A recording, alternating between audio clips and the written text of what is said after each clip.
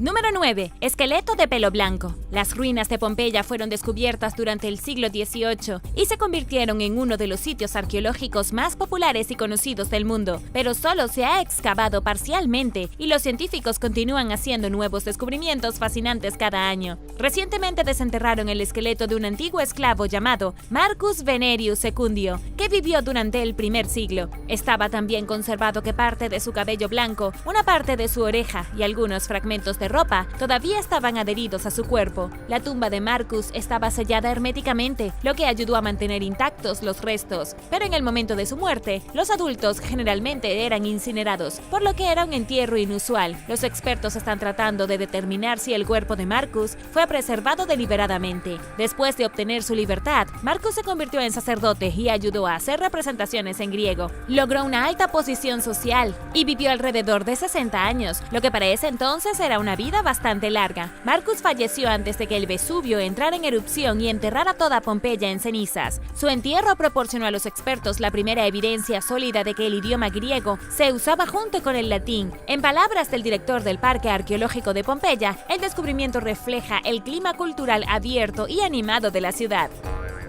Número 8. Manglares fuera de lugar. Los manglares rojos crecen en agua salada y generalmente solo se encuentran en hábitats costeros tropicales en todo el continente americano. Por lo tanto, es comprensible que los científicos se sintieran desconcertados al encontrar una colección de ellos a 200 kilómetros tierra adentro en la península de Yucatán en México. Los lugareños saben desde hace mucho tiempo sobre la arbolada sin salida al mar, pero la comunidad académica solo se enteró hace relativamente poco tiempo. Desde entonces, los expertos han estado tratando de averiguar cómo sobreviven los árboles en agua dulce. Un equipo de investigadores acaba de anunciar que creen que se les ha ocurrido una explicación. Compararon el ADN de los manglares de agua dulce con muestras de las poblaciones de manglares costeros más cercanas. Al medir las diferencias entre sus genomas, el equipo determinó que los árboles de agua dulce se han aislado durante 125.000 años. En ese momento, las temperaturas globales y los niveles del mar eran mucho más altos. Los científicos creen que el área, que ahora se encuentra tierra adentro,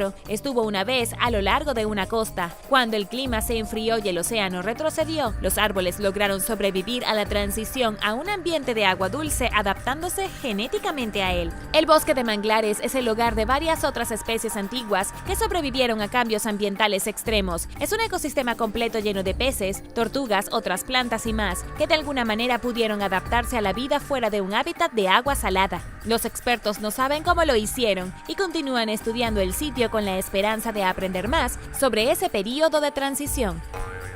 Número 7. Una ciudad oculta. Gracias a la tecnología avanzada de imágenes, los científicos pueden detectar asentamientos antiguos que son imposibles de ver a simple vista. De hecho, les ayudó a descubrir un vecindario escondido en Tikal, una de las ciudades mayas más antiguas y más grandes. Ubicada en Guatemala, Tikal floreció entre el 200 y el 900 después de Cristo, con un estimado de 90.000 residentes en su apogeo. Un equipo de investigadores detectó el asentamiento oculto en un área que antes pensaban que era una colección de colinas naturales. Es un descubrimiento histórico, especialmente si se tiene en cuenta que Tikal se descubrió en la década de 1950 y se ha explorado ampliamente, pero toda esta parte del sitio ha eludido la detección hasta ahora. Los edificios parecen ser una réplica a menor escala de la arquitectura de Teotihuacán, una antigua ciudad de México que fue construida por una cultura misteriosa que existió antes que los aztecas. Tikal y Teotihuacán están a más de 1.000 kilómetros de distancia entre sí y son diferentes en muchos aspectos, pero las similitudes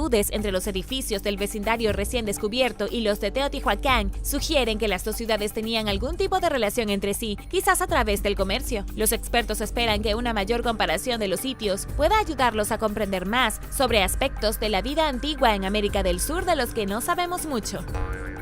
Número 6. Extraña señal de radio. Mientras exploraban el cielo en busca de señales de radio el año pasado, los científicos australianos detectaron un sonido extraño proveniente del centro de nuestra propia galaxia. Ocurrió solo a 4 grados del centro y sucedió 6 veces durante un periodo de varios meses. La señal se detectó por última vez a principios de este año, pero se desvaneció rápidamente. Un estudio reciente identifica varias fuentes posibles del ruido, incluida una estrella de masa de baja intensidad o un objeto muy energético como un pulsar o un magnetar. ¿Es posible que el sonido provenga de una civilización alienígena? El equipo dice que es poco probable. El coautor del estudio, Zhiteng Wang, dijo que las señales son de banda ancha, lo que significa que abarcan todo el espectro de frecuencias y que esto es evidencia de que provienen de algún objeto de tipo espacial. Aparte de la ráfaga de radio, la fuente no emitió ningún otro tipo de radiación como rayos X de alta energía, según el astrónomo Matt Bodwell.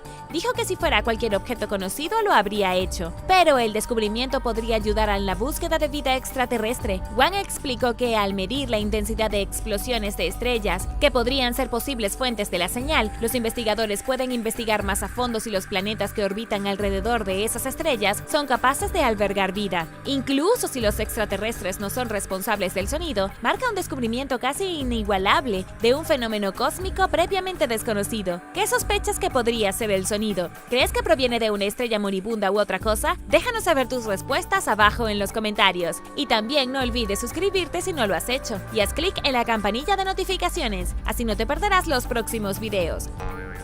Número 5. Cuenco de oro prehistórico. El arqueólogo Mitchell Sipp no esperaba encontrar ningún artefacto increíblemente raro cuando dirigió excavaciones fuera de Viena, en Austria, antes de los planes para construir una nueva estación de tren. Pero su equipo descubrió lo que luego describiría como el descubrimiento de su vida, cuando desenterraron un cuenco dorado de 3000 años, decorado con un relieve solar. Conocido como el cuenco Ehrenbrecht, es bastante pequeño, mide solo 20 centímetros de diámetro y 5 centímetros de alto. Está hecho de un metal delgado que consta de un 90% de oro, 5% de plata y 5% de cobre. Dentro del cuenco, los arqueólogos encontraron 2 brazaletes de oro, un poco de alambre de oro y tela descompuesta. Mitchell Sipp dijo que las piezas deterioradas probablemente alguna vez se usaron como bufandas decorativas durante las ceremonias religiosas. Se han encontrado cuencos similares en otros lugares, incluso en España, Francia, Alemania, Escandinavia y Suiza, pero este es el primer cuenco de este tipo que se encuentra en Austria y el segundo cuenco de este tipo que se encuentra al este de la línea alpina, según Mitchell Sipp.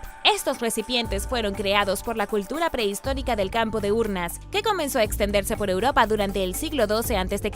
Fueron nombrados por su tradición de enterrar urnas llenas de ceniza de cremación en los campos. Además del cuenco, el equipo desenterró más de 500 artefactos, incluidos artículos de bronce y cerámica de arcilla. El gobierno austríaco tomó posesión del cuenco para asegurarse de que se pueda exhibir y disfrutar en público, en lugar de venderlo a manos privadas.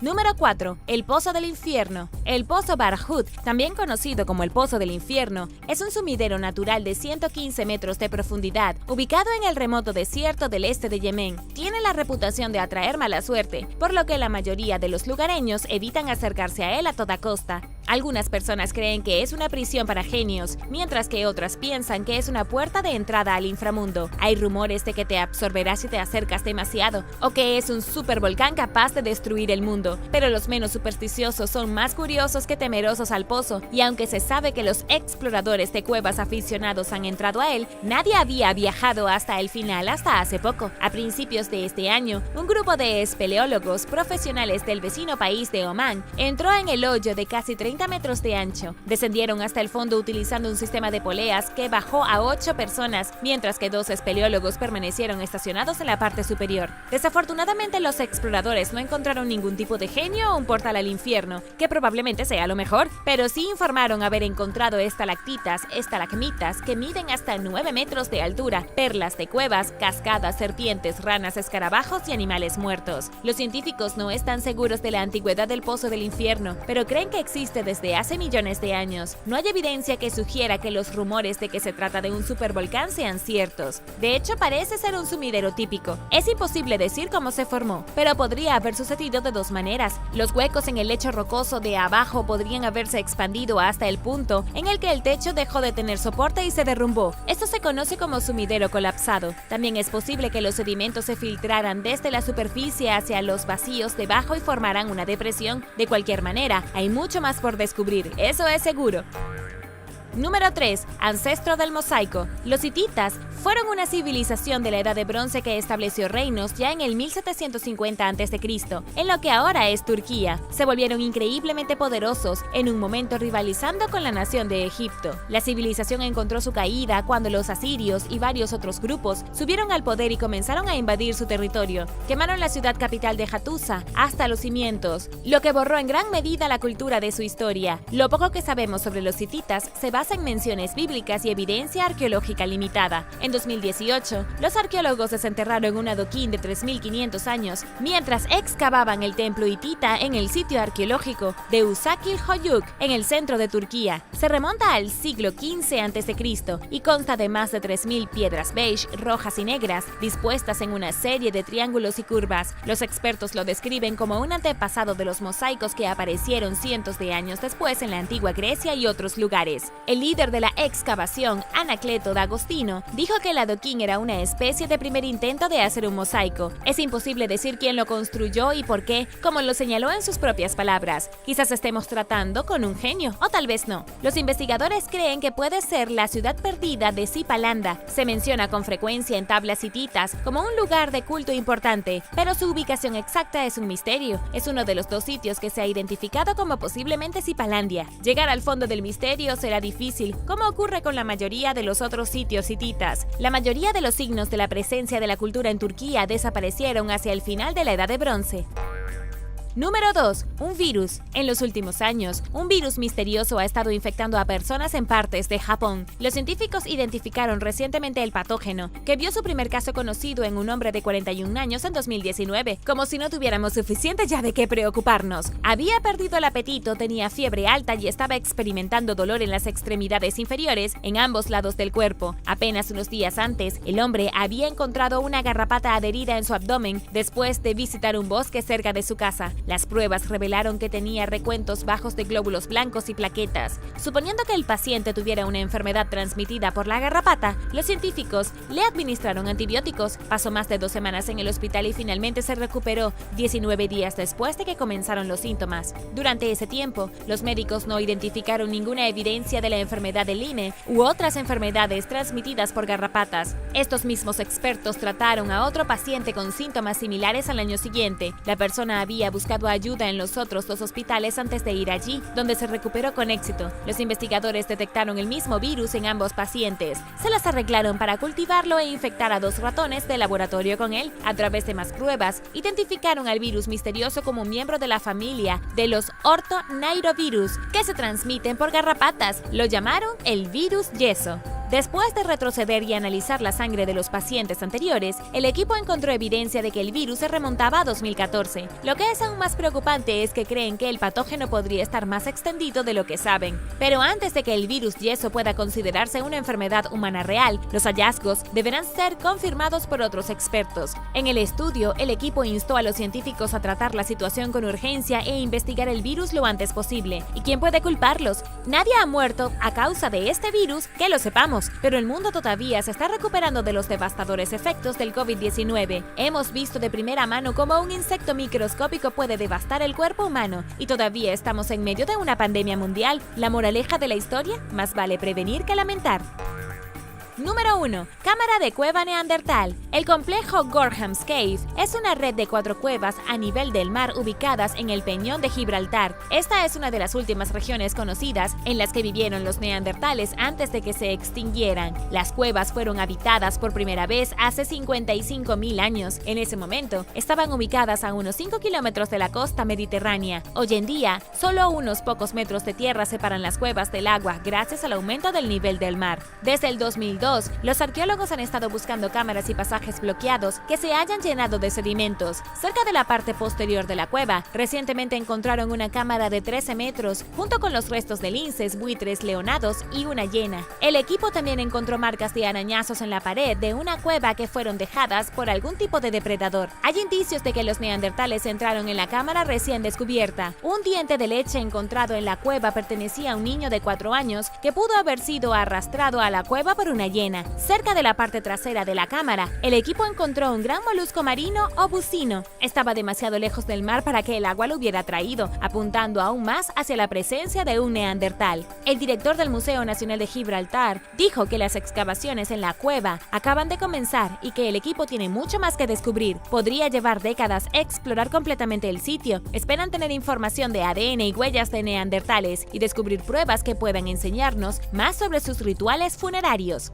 Ataúd de tronco de árbol. En julio de 2019, las renovaciones en un campo de golf en Titney, Inglaterra, revelaron algo impactante. Mientras los trabajadores de la construcción renovaban un viejo estanque apestoso en el campo de golf, descubrieron un ataúd de madera de hace 4.000 años. Según un comunicado de la Universidad de Sheffield, se trataba de un sarcófago que contenía restos humanos, una vieja hacha de guerra y un lecho de plantas, destinado a ser una cómoda cama para el difunto. El ataúd fue creado a partir de un tronco de roble ahuecado y luego enterrado debajo de un montículo de grava. Este tipo de entierro solía estar reservado para los miembros más importantes de la sociedad durante la Edad de Bronce. Al igual que los increíbles cimientos que se descubrieron en Londres, este antiguo artefacto se había escondido a plena vista durante décadas. La gente literalmente había estado lanzando pelotas de golf al estanque donde estaba enterrado el ataúd. Nadie sabe exactamente quién fue enterrado dentro del ataúd. Los restos humanos estaban extremadamente deteriorados y realmente no hay historia escrita de hace 4.000 años. Todo lo que sabemos es que la tumba probablemente perteneció a un cacique local. Cuando los arqueólogos terminen de restaurarlo, el ataúd se exhibirá en el Museo de Colección en Lincoln.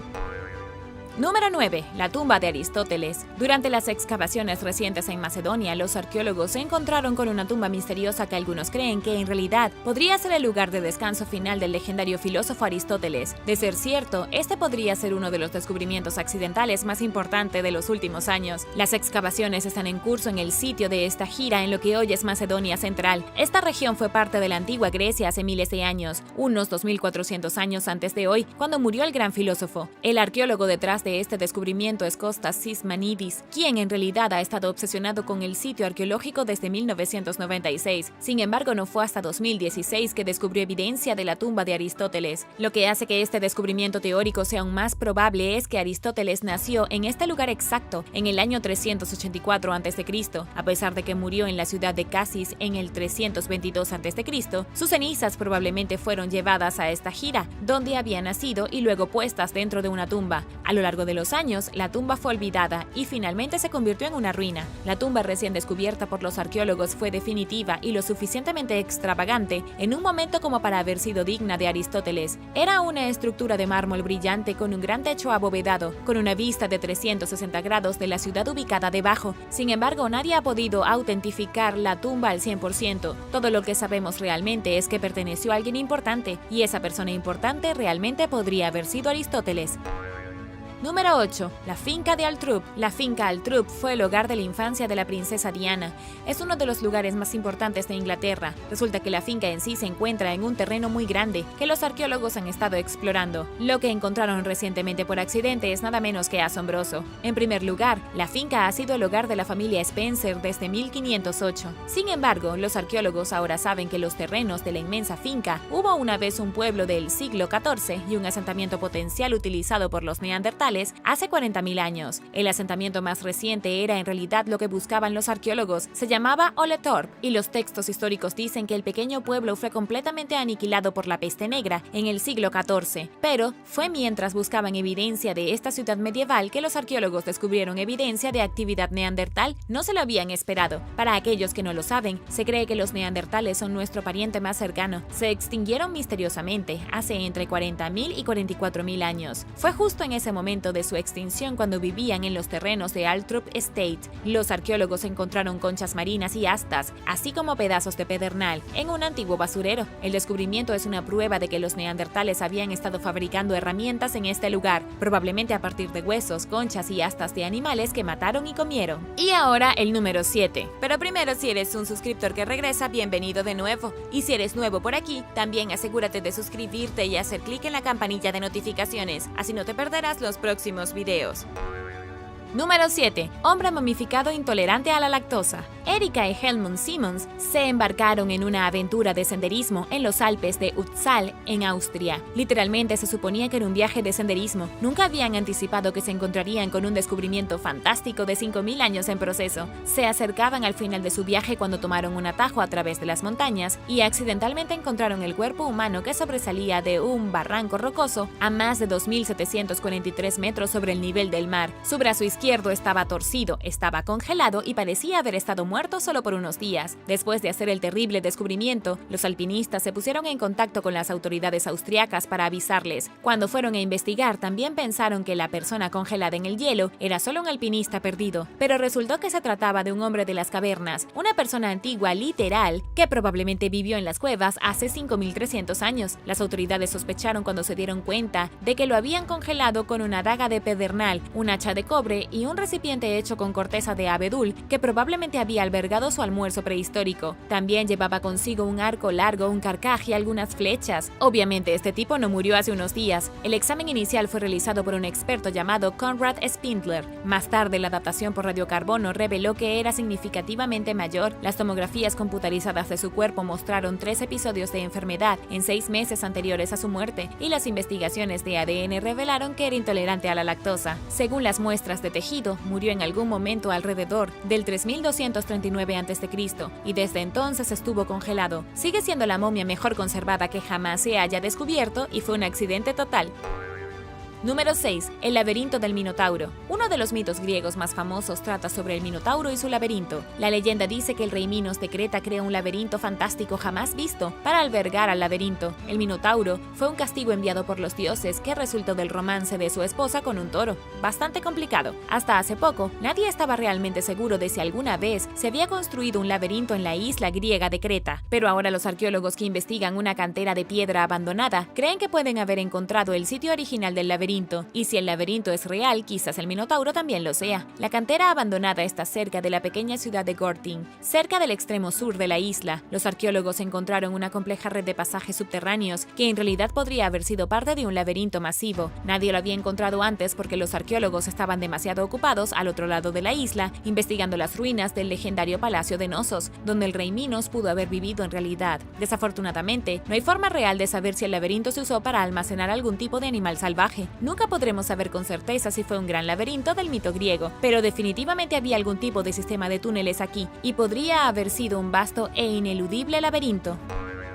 Número 5. El libro mexicano precolonial. Investigadores de la Universidad de Oxford estaban experimentando recientemente con tecnología de imágenes muy avanzada para descubrir detalles sobre un códice o libro mexicano poco común. El códice mexicano data de antes de que las Américas fueran colonizadas por los europeos. Sorprendentemente, ha estado oculto a los ojos de los forasteros durante unos 500 años. El código estaba oculto debajo de una capa de yeso en el reverso de un manuscrito llamado Códice Selden. Estaba oculto, completamente invisible para el ojo humano. No fue hasta que los científicos usaron imágenes hiperespectrales que descubrieron las escenas pictográficas escondidas bajo el yeso. Piensa en ello como tinta invisible, excepto con un manuscrito escrito en un trozo de piel de ciervo. La piel original se había utilizado como un documento de 20 páginas, pero luego se cubrió con yeso y se reutilizó para hacer el Códice Selden. El códice data de alrededor de 1560, uno de los 5 ejemplos que aún sobreviven de la zona mixteca del antiguo México, lo que hoy es Oaxaca. El códice es una lista de dinastías y genealogías a lo largo de la historia local, una especie de registro de las familias de todos y los partidos gubernamentales. Es la mejor ventana de los arqueólogos que tienen al pasado antiguo de México, pero debido a que la escritura consiste en imágenes y símbolos en lugar de letras, es bastante difícil de descifrar. En cuanto a lo que los científicos encontraron debajo del documento más reciente, son solo más imágenes y símbolos que no se han podido traducir. Saben que el manuscrito original probablemente era bastante similar al códice, pero no saben lo que significa todo.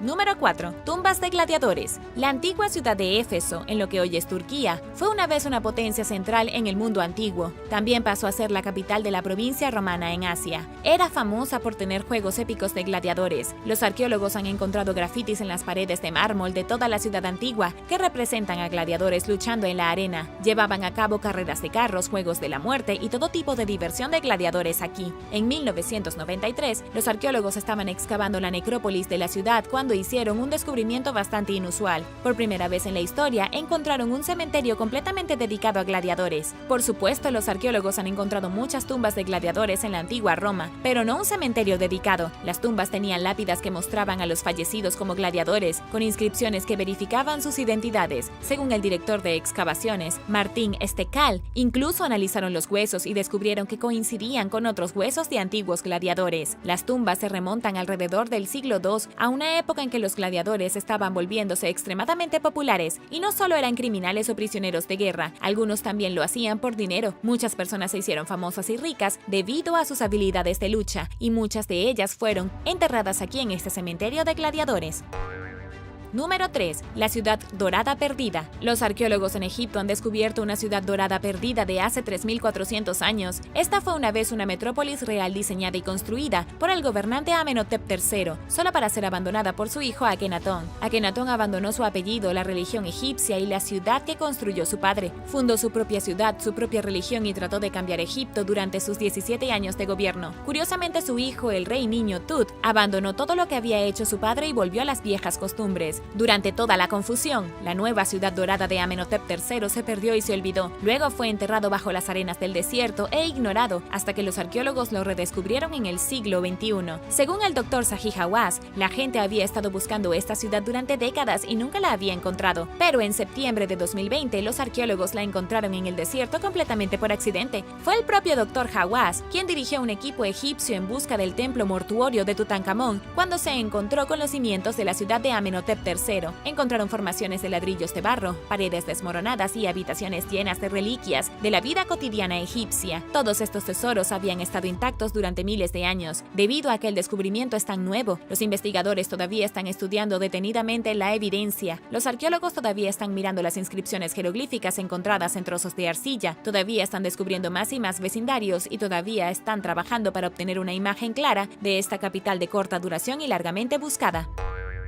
Número 2. Un cuenco solar. Un equipo de arqueólogos alemanes descubrió recientemente un espectacular cuenco dorado decorado con motivos solares. El cuenco fue encontrado en un misterioso asentamiento en Austria que se remonta a la Edad de Bronce. A partir de ahora, este es el primer cuenco solar que se ha encontrado en el país y los arqueólogos están luchando por descubrir cuál fue su función alguna vez. El asentamiento donde se encontró es tan antiguo que la escritura ni siquiera había llegado al área todavía, por lo que no hay registros escritos que expliquen las funciones de la sociedad. Si bien esto puede no sonar tan emocionante para ti, la persona que lo encontró declaró que fue el descubrimiento de su vida. No solo se encontró el cuenco por accidente, sino también el asentamiento. Se llamó a los trabajadores para que ayudaran a construir una estación de tren, pero tuvieron que suspender el proyecto cuando encontraron evidencia arqueológica. Lo que ahora es una extensión de tierra seca fue alguna vez un pantano, probablemente habitado por un grupo de paganos adoradores del sol. Este tipo de cuencos se han encontrado en otras partes de Europa, como Alemania y Dinamarca, y en casi todos los casos, los cuencos con motivos del sol forman parte de ceremonias religiosas en la que la gente alababa al sol todopoderoso. Esto fue hace más de 3000 años, durante una época en la que Europa carecía de religión organizada.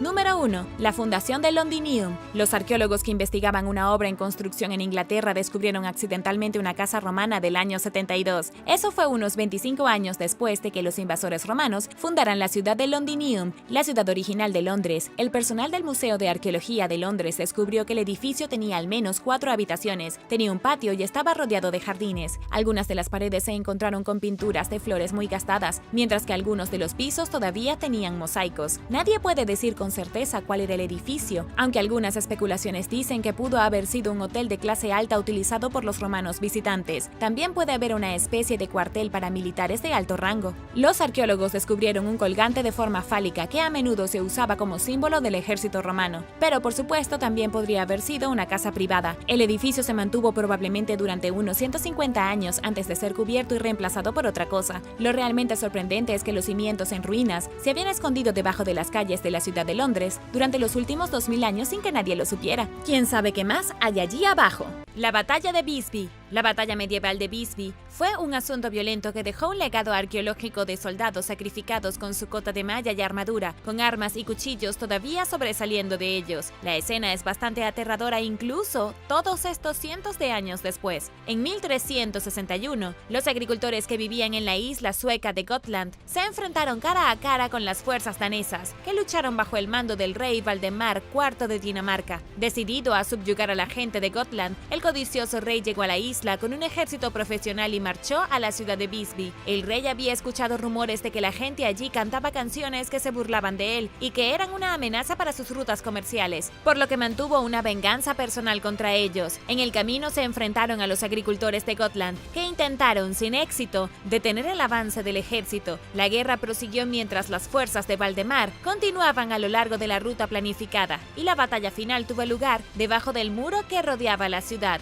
Los residentes de Gotland estaban decididos a mantenerse firmes, tanto que incluso los niños y las personas mayores se unieron a la lucha, pero no fueron rivales para las tropas invasoras y finalmente se rindieron. Más de la mitad de los agricultores de la isla, alrededor de 1800, murieron en el sangriento encuentro. Los vencedores enterraron apresuradamente a los muertos en fosas comunes que los arqueólogos han excavado durante el último siglo. Además de restos humanos, han descubierto fascinantes artefactos, incluidas armaduras y armas exclusivas de Gotland. Los objetos que quedaron de la batalla de Visby ofrecen un vistazo poco común a las tácticas de la guerra medieval y las condiciones de vida de la época. El suelo aquí lo dejó todo muy bien conservado, incluidos guantes blindados y trozos de ropa. Mientras tanto, los huesos humanos cuentan las historias individuales de los habitantes de Gotland, que sufrieron terribles muertes a manos de los daneses.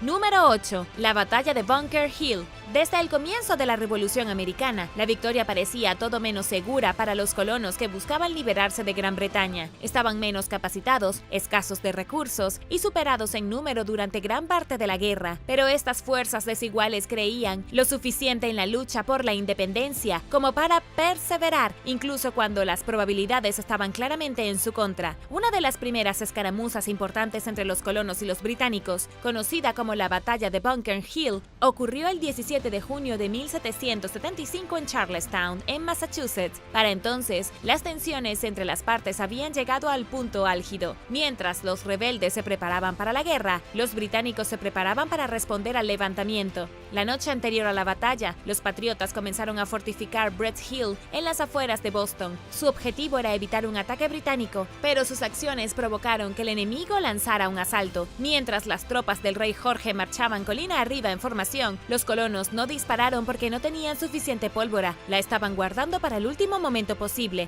Finalmente los milicianos comenzaron a disparar y repelieron con éxito 2 avances británicos. Pero los casacas rojas no se dieron por vencidos y en su tercera carga en Brett's Hill, los rebeldes finalmente se quedaron sin pólvora. Siguió el combate cuerpo a cuerpo y los británicos ganaron, pero su victoria tuvo un costo alto. Habían esperado sofocar a una turba rebelde y se sorprendieron al ver lo organizados y decididos que estaban los colonos. Casi 300 de los soldados del rey murieron y otros 800 resultaron heridos. En comparación, los patriotas perdieron 140 soldados y alrededor de 260 resultaron heridos. Continuaron negándose a dar marcha atrás a medida que su rivalidad con los británicos pasó de desacuerdos a una guerra en toda regla.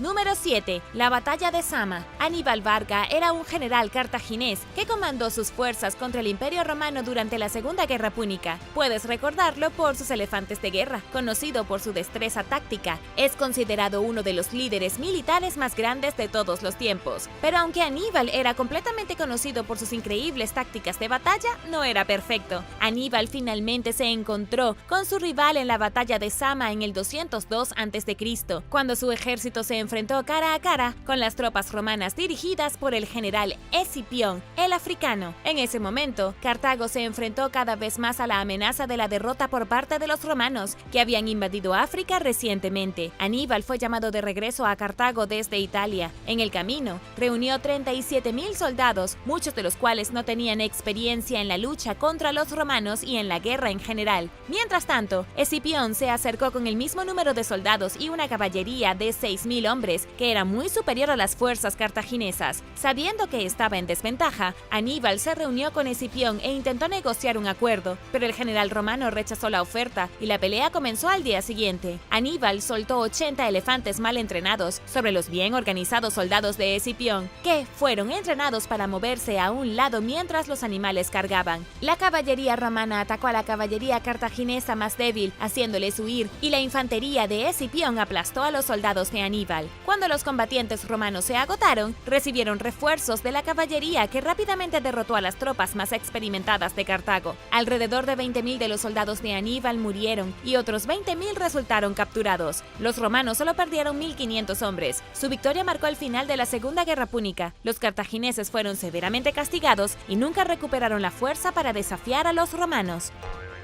Número 6. La Batalla de Stalingrado. El enfrentamiento más grande y sangriento de la Segunda Guerra Mundial comenzó en agosto de 1942, cuando las fuerzas del Eje lanzaron ataques aéreos contra la ciudad industrial de Stalingrado al sur de Rusia, bajo el mando de Adolfo Hitler, cuando enviaron soldados a pie con la esperanza de conquistar la Unión Soviética. Hitler estaba interesado en tomar Stalingrado porque la ciudad era un importante centro de producción de materiales de guerra. También estaba ubicada a lo largo del río Volga, que servía como ruta de envío principal. Al tomar el control de Stalingrado, Hitler y su ejército podrían aislar a las fuerzas aliadas de esta fuente vital de suministro. También lo vio como una oportunidad de propaganda para ganar poder sobre una ciudad que llevaba el nombre del líder soviético Joseph Stalin. La lucha fue brutal y se prolongó durante meses, culminando en una de las batallas más sangrientas de la historia registrada. Stalin instó a las fuerzas a no retirarse a ningún costo, y muy pronto los soviéticos se encontraron con una escasez de tropas. Comenzaron a reclutar voluntarios, a pesar de que ni siquiera podían proporcionar un arma para cada luchador. Su resistencia dio frutos. Al darse cuenta de que el ejército alemán no estaba preparado para el gélido invierno ruso, el ejército rojo lanzó una campaña contra los nazis, aprovechando la mala preparación y las operaciones de inteligencia del enemigo. Las tornas cambiaron y las fuerzas del Eje comenzaron a debilitarse.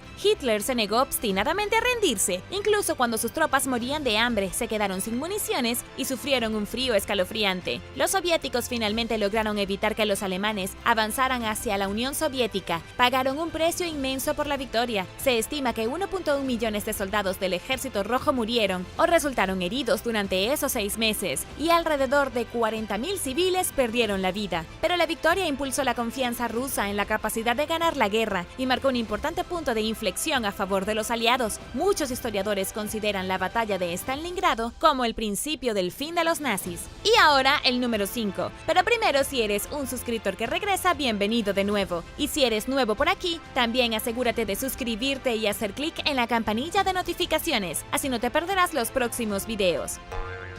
Número 5. La Batalla de Muye. Alrededor de 1046 a.C., en la antigua China, el estado rebelde de Zhou se enfrentó a las fuerzas de la dinastía Shang reinante. La tribu Zhou había crecido en los últimos años y estaba ganando poder. Su líder anterior, el rey Wen de Zhou, había comenzado a considerar la idea de derrocar a la dinastía Shang y apoderarse de su tierra. El rey Wen nunca actuó de acuerdo con esta visión, pero su hijo y sucesor Wu sí lo hizo. Decidido a cumplir los deseos de su padre, Wu reunió 50.000 soldados y comenzaron a marchar hacia la capital. Alrededor de 170.000 esclavos desertaron del emperador Shang y se unieron a las tropas de Wu. Esto sirvió como un gran golpe para la moral del ejército Shang. Como resultado, muchos soldados se negaron a luchar y algunos se unieron a Zhou. Colocaron las lanzas boca abajo para mostrar que tampoco querían defender a la corrupta dinastía Shang. La batalla continuó y las tropas de Zhou demostraron ser superiores a las de Shang. Estaban mejor entrenados, tenían la moral alta y se negaban sin piedad a dar marcha atrás. Cuando el rey Wu rompió la línea de defensa de Shang con una carga de los carros, obligó a su adversario a huir. Todos los soldados de Shang se quedaron atrás y cayeron rápidamente en el desorden y el caos. Las fuerzas de Zhou salieron victoriosas. Según el registro histórico, causaron suficiente derramamiento de sangre como para que hubiera suficiente sangre para hacer flotar un tronco.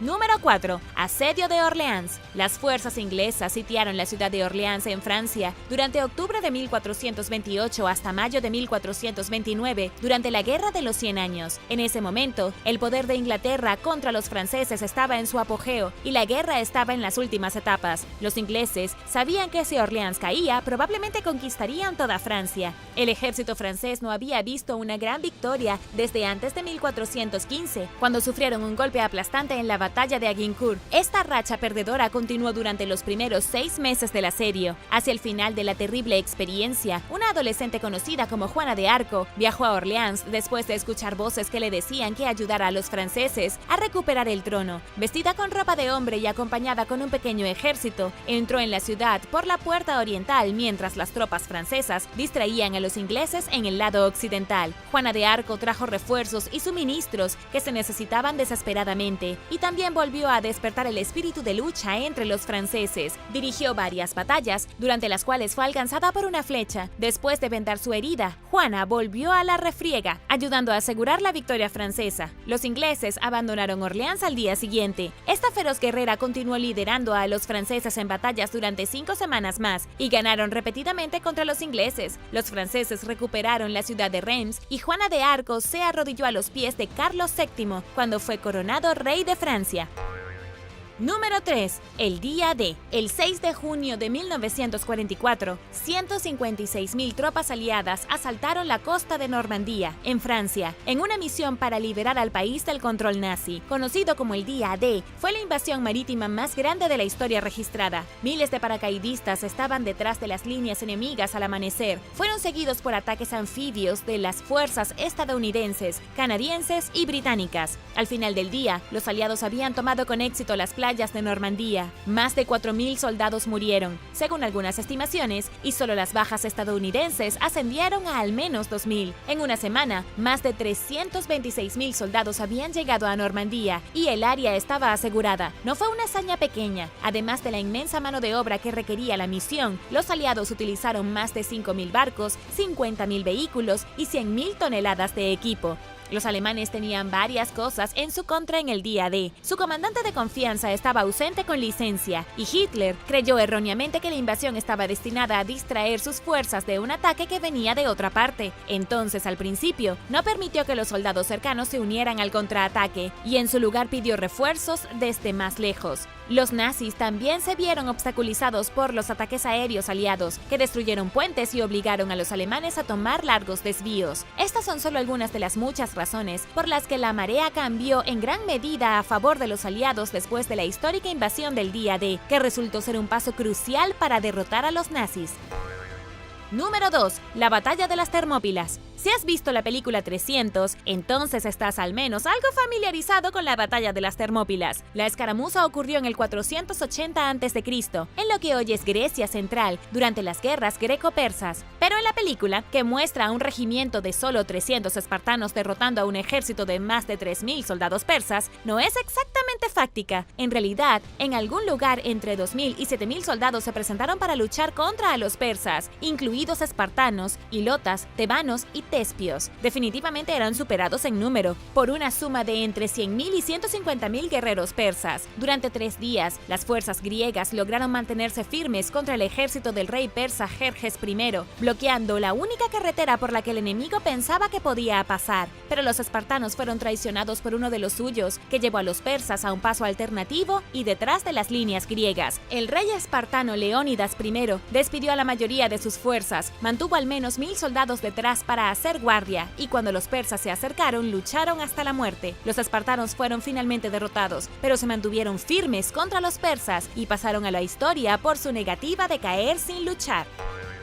Número 1. La batalla de Gaugamela. Alejandro Magno fue uno de los conquistadores más poderosos de todos los tiempos. Se convirtió en el rey de Macedonia con solo 20 años. Cuando tenía 30, controlaba uno de los imperios más grandes que jamás haya existido, que abarca desde la actual Grecia hasta el noroeste de la India. En el 331 a.C., las fuerzas de Alejandro lucharon contra el ejército persa bajo el mando del rey Darío III. Conocida como la batalla de Gaugamela o la batalla de Arbela, la escaramuza tuvo lugar en lo que hoy es el norte de Irak. La baraja estaba pesadamente apilada contra las tropas enormemente superadas en número del joven gobernante. Los historiadores estiman que había entre 52.000 y 120.000 soldados persas, mientras que las fuerzas macedonias no superaban a los 47.000 hombres. El rey Darío había reclutado guerreros de primer nivel y su ejército estaba bien armado. Se preparó para el encuentro quitando plantas del campo de batalla y haciendo que sus tropas esperaran en formación. Pero Alejandro Magno utilizó su inigualable ingenio táctico para burlar a los persas. Tuvo su lucha de infantería en el centro del campo mientras cabalgaba hacia el borde del flanco derecho con su caballería de élite. Esto alejó a la caballería persa del centro y creó una brecha dentro de la línea enemiga. Se desató una feroz pelea de caballería. Mientras tanto, las tropas bien entrenadas y ligeramente armadas de Alejandro Magno derrotaron a la infantería expuesta de Darío, mientras los luchadores de jabalina interceptaban los carros persas. Este ataque de 3 puntas abrumó a Darío y provocó que su ejército se retirara. Los macedonios continuaron persiguiendo a los persas y finalmente tomaron Babilonia, poniendo fin al imperio aquemenida.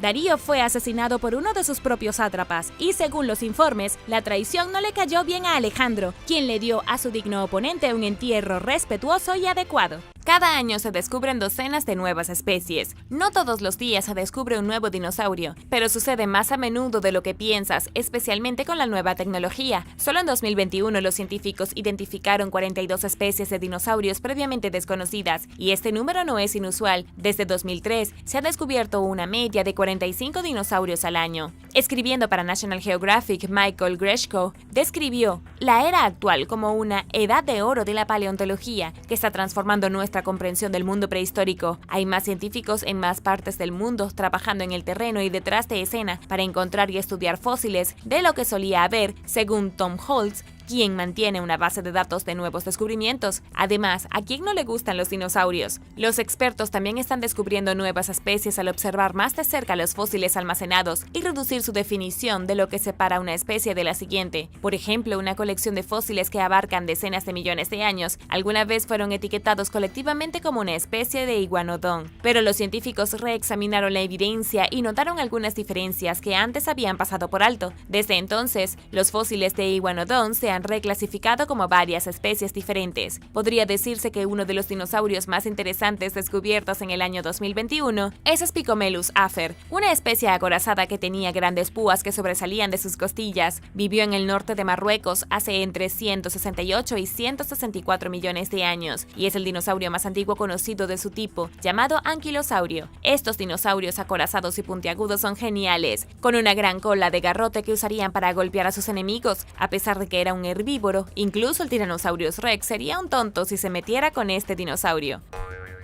Número 8. Embrión perfectamente conservado. Hace al menos 66 millones de años, en lo que ahora es la ciudad de Guangzhou, en el sur de China, un huevo de dinosaurio quedó atorado por un deslizamiento de tierra. El pobre bebedino que estaba dentro no tenía ninguna posibilidad, pero el rápido entierro mantuvo sus restos fuera del alcance de los carroñeros. Los científicos desenterraron el embrión fosilizado en el año 2000, pero solo recientemente lo observaron más de cerca. Lo describen como el embrión de dinosaurio mejor conservado jamás encontrado. Apodado Baby Jin Liang, el antiguo reptil estaba acurrucado. Esto demuestra un vínculo entre los dinosaurios y las aves modernas, que adoptan una postura similar poco antes de nacer. También muestra que algunos comportamientos de las aves modernas evolucionaron de los dinosaurios, según el Dr. Fiong-Wei Sung Ma. El embrión era un tipo de dinosaurio sin dientes llamado Oviraptorosaurio, cuyo nombre se traduce como lagarto ladrón de huevos. Estaba a punto de salir del cascarón y había crecido 25 centímetros de largo cuando murió. Estos dinosaurios vivieron en América del Norte y Asia hace entre 100 y 66 millones de años. Durante el período Cretácico Superior, los investigadores planean usar técnicas de escaneo avanzadas para crear una imagen completa del esqueleto del dinosaurio bebé, que todavía está parcialmente cubierto por la roca. Número 7. Cola inusual. Hace 3 años, los paleontólogos descubrieron los restos de un dinosaurio recientemente descrito, llamado Stegosaurus elegansen, en el sitio de Cerro Guido, en el sur de Chile. La criatura herbívora vivió en la región hace entre 75 y 71 millones de años, medía casi 2 metros de largo y pesaba alrededor de 150 kilogramos. Al principio el equipo pensó que se trataba de una especie de dinosaurio ya conocida, pero cuando examinaron su cola, descubrieron que era diferente a todo lo que habían visto antes. Estaba revestido con placas óseas, llamadas osteodermos, que le daban una forma grande parecida a la de un helecho. Según un nuevo estudio, el fósil podría representar un linaje completamente nuevo de dinosaurios acorazados que nunca antes se había visto en el hemisferio sur, pero que ya se sabe que existieron en el hemisferio norte. El miembro del equipo, Sergio Soto, dijo a los investigadores que no saben por qué la cola evolucionó de esta manera. Explicó además que los dinosaurios acorazados tenían una tendencia a desarrollar una forma independiente diferentes de mecanismos de defensa. Ubicado a 2.897 kilómetros al sur de Santiago, Cerro Guido es un semillero de fósiles de dinosaurios. Los paleontólogos han encontrado amplia evidencia de que América del Sur y la Antártida estaban muy cerca cuando existían los reptiles prehistóricos, incluidos los dinosaurios estrechamente relacionados con el Stegosaurus. Número 6. Un nuevo tipo de dinosaurio. Los niveles del mar eran mucho más altos hace 70 millones de años de lo que son hoy. En ese momento, un dinosaurio de pico de pato llamado Parrosaurus missouriensis vivía a lo largo de la costa este de la vía marítima interior occidental, un mar interior que alguna vez dividió lo que ahora es América del Norte. Era una criatura enorme que crecía hasta 10.7 metros de largo en la edad adulta. En los últimos años, un paleontólogo llamado Guy Darrow descubrió los restos fosilizados de un joven dinosaurio en un sitio en Missouri, donde ha estado trabajando durante 40 años. Era aproximadamente del tamaño de un Volkswagen y no había terminado de crecer cuando su vida se vio repentinamente interrumpida. Los científicos identificaron recientemente a la criatura como una nueva especie y género. Se ha encontrado una gran cantidad de fósiles a lo largo de la antigua costa occidental de la vía marítima, pero el sitio de Missouri representa uno de los pocos sitios conocidos que se encontraban a lo largo de la costa este de la vía marítima. Pete Makovicki, curador de dinosaurios del Museo Field de Chicago, describió el sitio como uno de los más singulares que jamás haya visto de muchos sitios de fósiles de dinosaurios que ha explorado en todo el mundo. La ubicación se mantiene en secreto por ahora mientras los investigadores trabajan para asegurar sus hallazgos, y este probablemente no sea el último de los descubrimientos allí. Makovicki dijo que cree que hay aún más dinosaurios en el área esperando a ser encontrados. Número 5. Pariente antiguo del Velociraptor. Hace más de 100 millones de años, durante el período Cretácico temprano, un feroz dinosaurio con forma de pájaro cazaba en la isla Wight, en lo que ahora es el Canal de la Mancha, usando su fuerza para dominar a su presa y sus enormes garras para triturar su próxima comida. Luego, usando sus dientes finamente aserrados, mordía la carne de su víctima. La antigua criatura estaba relacionada con el Velociraptor, pero era mayor y tenía una estructura más robusta. Tenía aproximadamente el tamaño de un lobo, medía aproximadamente 3 metros de largo desde la nariz a la cola. Aunque no era el depredador más grande de su hábitat, representaba una amenaza formidable para los dinosaurios pequeños y jóvenes. En 2004, la erosión causada por tormentas y olas reveló un dinosaurio fosilizado en la playa. Los científicos lo identificaron recientemente como una nueva especie llamada Bectiraptor greeni. Es la primera ave rapaz grande jamás encontrada en Inglaterra. Bectiraptor y otras aves rapaces fueron ancestros de las aves modernas. Estaban cubiertos de largas plumas y estaban armados con dientes afilados y tenían grandes garras en forma de guadaña. Estos temibles depredadores a menudo cortaban a sus presas, haciéndolas morir desangrados, y los investigadores sospechan que pudieron haber usado sus garras para trepar los árboles. Debido a su envergadura pesada, Bectiraptor probablemente dependía más de la fuerza que de la velocidad para atrapar a sus presas. El descubrimiento se suma a un creciente cuerpo de evidencia que prueba que los dinosaurios eran increíblemente diversos, según el líder del estudio, el Dr. Nick Longridge. El Dr. Longridge explica que incluso después de más de un siglo de investigar la isla y otras partes de Inglaterra, todavía se hacen descubrimientos de dinosaurios con frecuencia. En algunos casos, dijo, encontrar varios fósiles es simplemente un juego de espera que requiere que los científicos permanezcan en estado de alerta hasta que los acantilados se rompan o las olas se lleven a los especímenes de las rocas. Cuando existían los dinosaurios, los continentes estaban más cerca los unos de los otros, y algunos aún estaban conectados por puentes terrestres, lo que permitía a los dinosaurios vagar por todo el mundo. La isla de Wight y Europa en general parece haber servido como cruce de caminos para los dinosaurios que pasaban en su camino hacia o desde América del Norte y Asia. Es posible que también hayan nadado a Europa desde África. ¿Qué te parece este nuevo descubrimiento? Déjame saberlo abajo en los comentarios y asegúrate de suscribirte si aún no lo has hecho y haz clic en la campanilla de notificaciones, así no te perderás los próximos videos. Número 4. Monstruos marinos. Durante la era de los dinosaurios, un grupo de antiguos reptiles marinos llamados ictiosaurios vivían en los mares del mundo. Un estudio reciente encontró que evolucionaron a tamaños masivos durante un lapso de 2,5 millones de años, al comienzo de su existencia hace 150 millones de años. Es una cantidad de tiempo increíblemente corta, considerando que las ballenas modernas tardaron aproximadamente el 90% de su historia de 55 millones de años en alcanzar los enormes tamaños que vemos hoy. Además, los ictiosaurios ictiosaurios experimentaron este periodo de rápido crecimiento en un momento en que el mundo se estaba recuperando de la Gran Mortandad, un evento de extinción masiva que ocurrió al final del periodo pérmico. El investigador Lars Schmidt lo describió como un rayo de esperanza y una señal de la resiliencia de la vida. Continuó diciendo que si las condiciones ambientales son las adecuadas, la evolución puede ocurrir muy rápido y la vida puede recuperarse. Los hallazgos recientes se basaron en un ictiosaurio fosilizado encontrado en las montañas Augusta, en el noroeste de Nevada. La especie recién descrita vivió hace unos 247 millones de años durante el período Triásico. Su cráneo medía aproximadamente 2 metros de largo, lo que indica que su cuerpo medía al menos 16.7 metros. La extraña criatura marina probablemente pesaba alrededor de 45 toneladas. Había evolucionado su tamaño gigantesco dentro de 5 millones de años de la Gran Mortandad. Según la forma y el tamaño de sus dientes, los expertos creen que se alimentaba de peces, calamares e ictiosaurios más pequeños.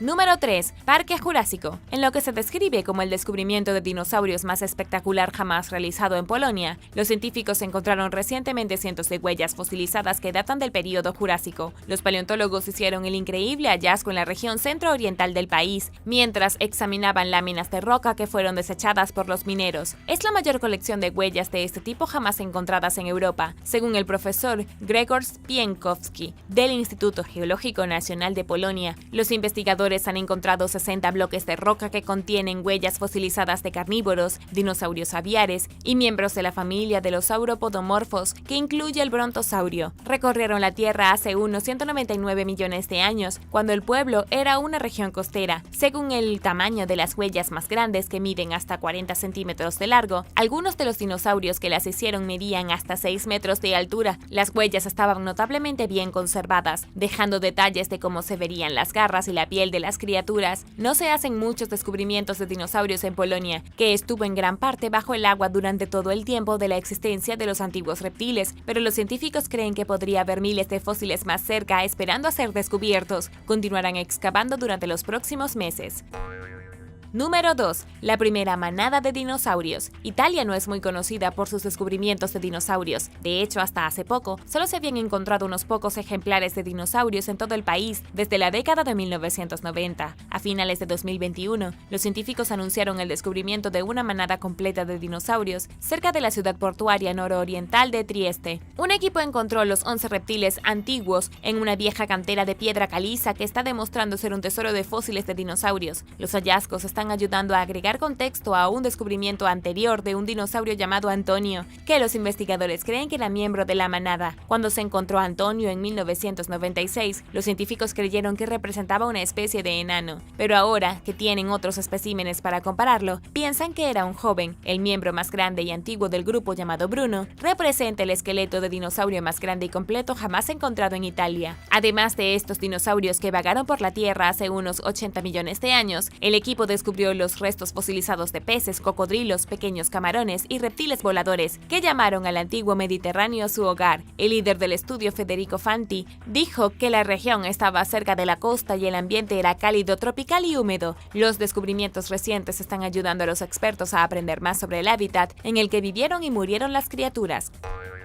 Número 1. Sobrevivientes de la extinción. Hace alrededor de 252 millones de años, al final del período pérmico, antes de que existieran los dinosaurios, un aumento repentino de las temperaturas globales desencadenó el evento de extinción masiva más grande de la historia, conocido como el evento de extinción del Pérmico Triásico o Gran Mortandad. Vio la erradicación de 90% de las especies acuáticas del mundo. Mientras tanto, el 70% de animales terrestres de la Tierra fueron eliminados. El área alrededor del Ecuador, conocida como el cinturón ecuatorial, se vio increíblemente calurosa y árida. Durante mucho tiempo, los científicos creyeron que cualquier animal en esta región que sobreviviera a la Gran Mortandad no tenía más remedio que emigrar a otro lugar para evitar la extinción, pero recientemente demostraron que estaban equivocados con el descubrimiento de algunas huellas pertenecientes a un enorme reptil prehistórico que vivía en los Alpes italianos. Un grupo de investigadores encontró la colección de 10 impresiones a una altitud de más de 2.195 metros. Datan de hace unos 250 millones de años, un tiempo durante el cual pensaron que el área se había vuelto completamente inhóspita. Con unas medidas aproximadamente de 30 centímetros de largo, las huellas pertenecían a un reptil parecido a un cocodrilo que había medido al menos 4 metros de largo. La criatura vivía a lo largo de la costa de un antiguo delta de un río que ya no existe en la actualidad.